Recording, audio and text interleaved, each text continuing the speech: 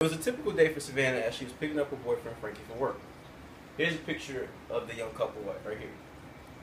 They were heading home to her mom's house for dinner when suddenly a 51-year-old drunk driver crossed over the median and took the lives of the young couple instantly.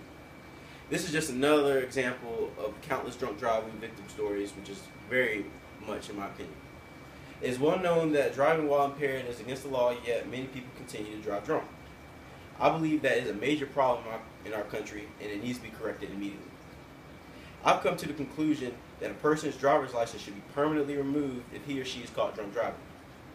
I know a lot of you may know somebody who has a DUI or has been affected by a drunk driver, but I ask that you all keep an open mind in the end, because at the end I believe that this could all save lives. After all the deaths and injuries that have been suffered at the hands of drunk drivers, there should be zero tolerance for DUIs in my opinion. From the moment you first consume alcohol, I believe it's your responsibility to take on and know what your limit is when you drink. Therefore, it's not debatable when you get caught drunk driving, because you should know what your limit is and you should know that it's not right to drive drunk. Let's talk about how the current system is set in place when it comes to handling DUIs. In North Carolina, the legal limit is 0.08, or the BAC limit is 0.08 before receiving a DUI. For males, that's roughly about 5 to 6 beers in an hour. So I believe that there's really no excuse for driving while impaired, because how do you accidentally drink 5 to 6 beers in an hour and not know it?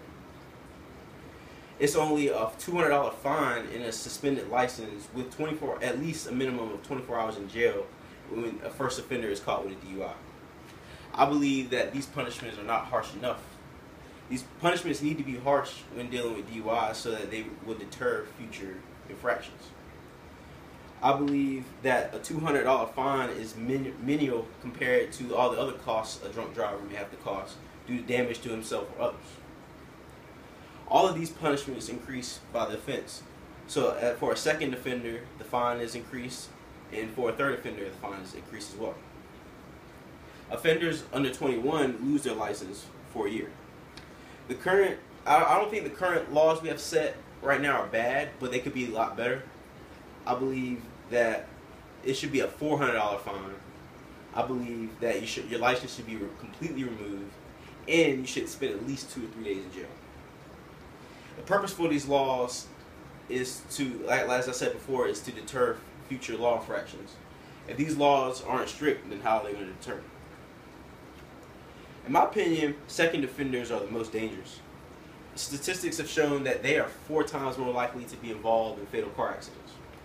That's why I'm proposing this law that will eliminate the second and third offenders, because if your license is taken away, you can't offend again because you're not allowed to drive.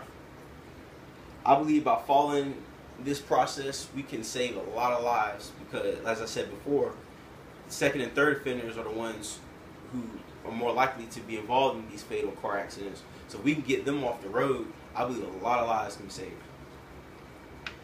There are plenty other alternatives than to drive drunk, which is why I believe there should be zero tolerance for drunk driving. You should always bring a designated driver with you if you know that you want to drink. There's plenty of services available out there for you to hire designated drivers. One in particular is Be My DD, in which you can hire a designated driver and they'll pick you up and take you to your destination. And who cares what the cost is? So I really ask you all to take driving under influence very seriously, and just simply not do it. It could cost your life or worse.